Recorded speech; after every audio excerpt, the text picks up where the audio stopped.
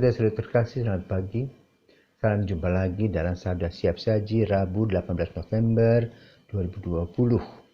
Hari biasa pekan ke-33. Mari kita berdoa dalam nama Bapa, Putra, dan Roh Kudus. Amin. Bapa penuh kasih, Engkau menciptakan kami manusia secara unik. Maka kami hidup dalam talenta, dalam bakat-bakat yang Engkau berikan kepada kami, sehingga kami sebagai manusia, baik pribadi maupun sosial, hidup bersama-sama dalam satu komunitas kehidupan. Kini kami juga ingin merefleksikan hadiah yang Kau berikan kepada kami dalam kehidupan kami melalui talenta, anugerah, dan berkat-berkat-Mu yang berkelimpahan, sehingga kami boleh mengekspresikan diri apa adanya, sesuai dengan profesi dan kemampuan kami. Maka berkatilah kami semua sebagai seseorang yang unik, yang ingin melayani sesama. Demi Kristus Putra-Mu dan pengantara kami, kini dan sepanjang masa. Amin. Tuhan bersamamu dan bersama roh-Mu. Inilah Injil Yesus Kristus menurut Lukas. Dimuliakanlah Tuhan. Pada waktu Yesus sudah dekat Yerusalem, orang menyangka bahwa kerajaan Allah akan segera nampak.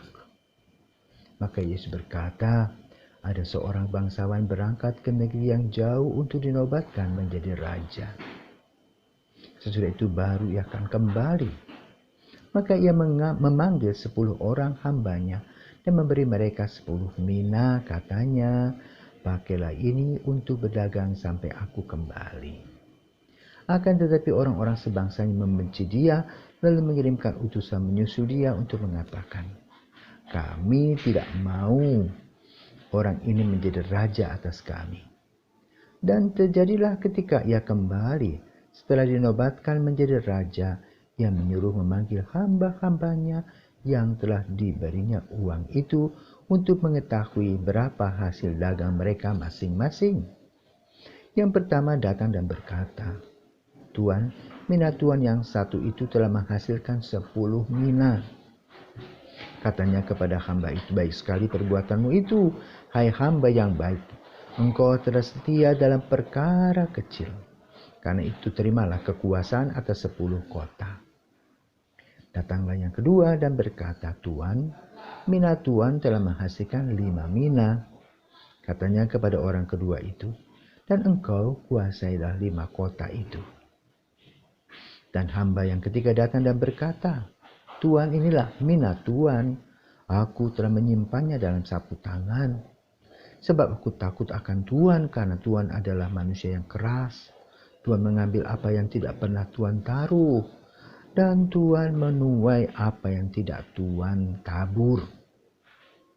Kata bangsawan itu, hai hamba yang jahat, aku akan menghakimi engkau menurut perkataanmu sendiri. Engkau sudah tahu aku ini orang yang keras. Aku mengambil apa yang tidak pernah kutaruh dan menuai apa yang tidak kutabur.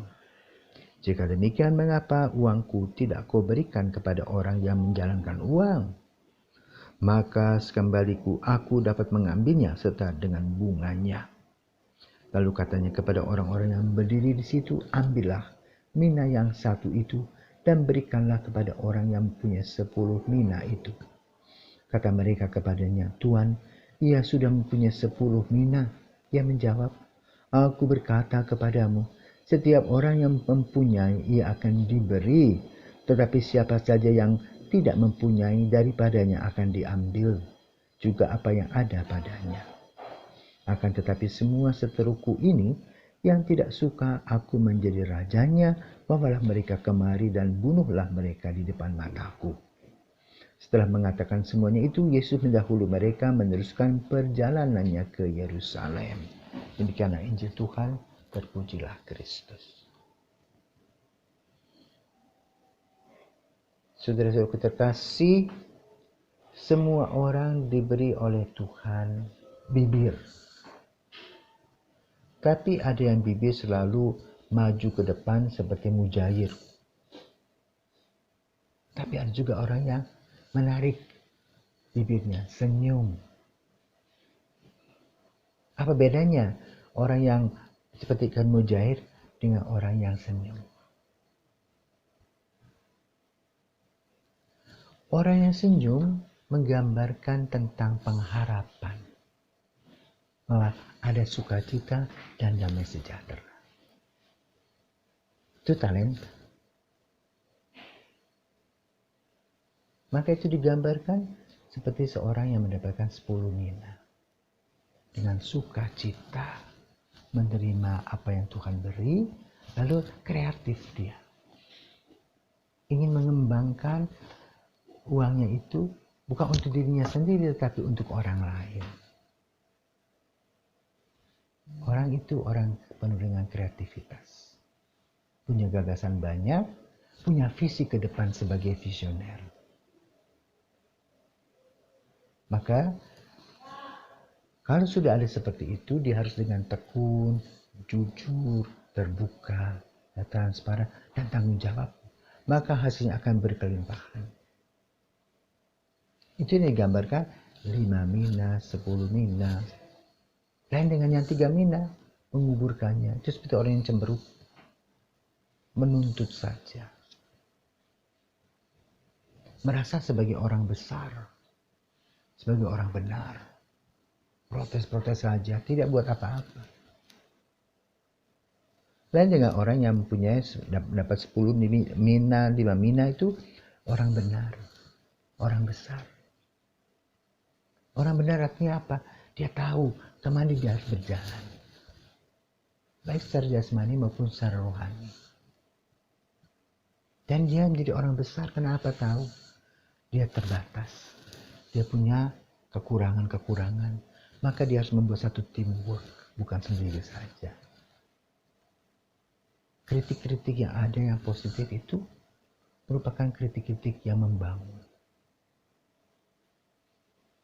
Dan inilah yang Tuhan berikan kepada kita. Tuhan tidak menuntut kita ketuk kepala kita, tidak. Tuhan berikan kepada kita akal yang sehat, budi dan hati. Silakan mengisi hidup.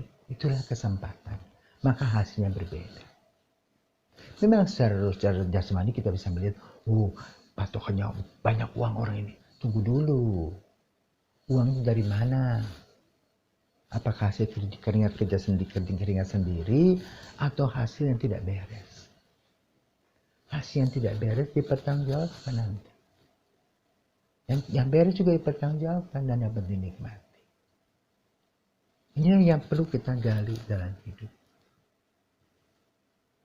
Melihat hidup ini sebagai anugerah, melihat hidup ini sebagai kesempatan, melihat bahwa hidup ini adalah penuh harapan. Maka harus dilihat secara optimis. Lihat ke depan, yang jauh ke depan.